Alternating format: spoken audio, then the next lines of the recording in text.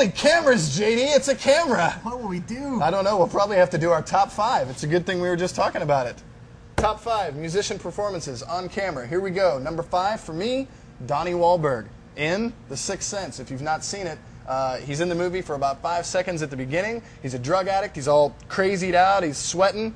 And we find out later he killed Bruce Willis. So I'm pretty excited about that. Spoiler! Anyway, yeah, spoiler alert. Top 5.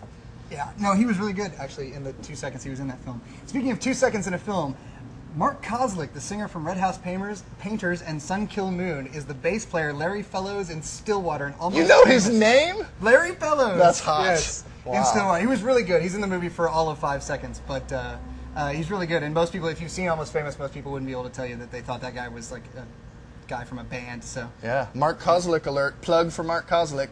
We like his music. Number 4. $5 later. Yeah, exactly. Number 4 for me is somebody who really needs our plugs. David Bowie. You may not have heard of him. He was a big glam rocker in the 70s, and he did a little movie called The Man Who Fell to Earth, which was Nicholas Roeg's crazy sci-fi movie where he comes down to the planet and his planet's dying because they don't have any water, and he's just walking around being creepy, and he's trying to invent shit so he can get his family down there and so he can get water. Sounds really good. It's really crazy, and it's just creepy, and he's creepy not only because of the 2 different colored eyes, but because he's David Bowie, and he was coked up the whole time he was doing it. From what I hear, don't know for sure, but, I mean, if you want an alien, David Bowie's a pretty good bet. And what if he was creepier in that or in the spaghetti incident? Ooh. Just checking. My number 4 is Mellencamp, John Mellencamp in Falling from Grace. The movie was written by Larry McMurtry, who wrote recently Brokeback Mountain and Lonesome Dove, and he was actually really, really good.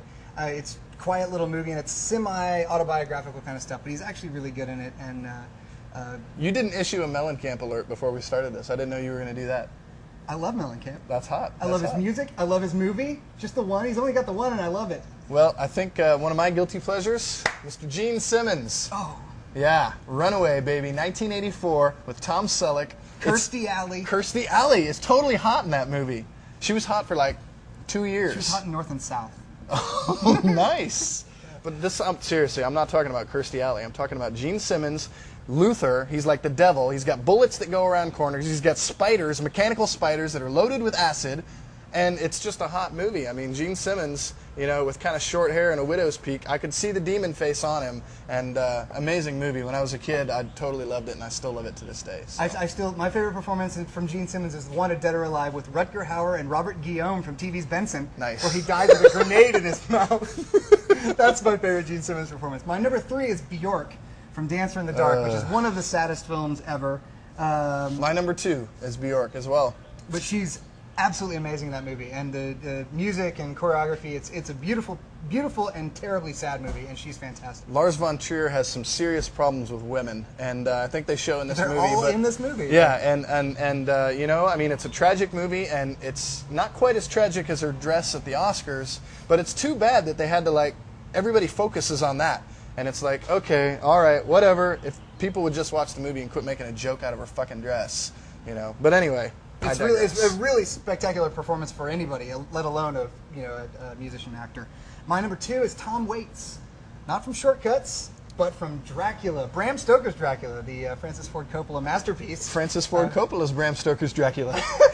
It's a brand. That movie's funny because there's 2 sides of it. You've got the Keanu Reeves, Winona Ryder, like high school play film, and then you've got the rest of it with, you know, Gary Oldman and Tom Waits, to me, are doing a really great job, and I think both of their performances are inspired and interesting. So. And you think there's 2 better people for the roles, 2 better thespians than Winona and Keanu? I think so, but I'm not gonna, I'm not gonna push it. All right. Number 2 for me, we already did. It was Bjork. I'm losing my track. It's number 1, baby. Number 1 time. Sting. Not Dune. Hold it, not The Bride. Hold it, not Stormy Monday. Brimstone and Treacle. What a letdown. Nobody's ever heard of it, but it's a fucking great movie. You should check it out. He plays this really creepy guy who, like, cons his way into getting into this family. And there's this sick girl in a coma, and he says that he was the boyfriend, and he comes into the family and he's trying to, like, you know, get him out of money and everything, and trying to, like, sex up the girl who's in the coma. It's really creepy, and he's really young, and it's really good. Sting, Brimstone and Treacle, directed by Richard Longcrane, who recently did Firewall, which is not a good reason to recommend it. But Dennis Potter wrote it. That should be reason enough. Check it out. I don't even like Sting, so that's saying a lot right there. Maybe that's what happened to the police. Was the whole... Anyway, my number one is Dwight Yoakam from Sling Blade, which I think is Nice. actually my favorite all-time musician-actor performance. I think he was so incredibly believable as that guy. You're such a dick. Oh, he was so incredibly awful, but he had that ability to be kind of charming and then a complete and utter asshole, but in a way that's like, if you go down to the Casey's at the end of the street I've in seen Eudora, those people, yeah. that guy's right there. You know what I mean? Yeah. He was so believable. He totally nailed it. It was amazing. So that is my number one all-time musician-actor performance. All right, Sting and Dwight Yoakam at the top of the heap. We'll see you guys next time we do one of these. It's a good thing you were here to catch this, huh? Thanks for listening. Beauty.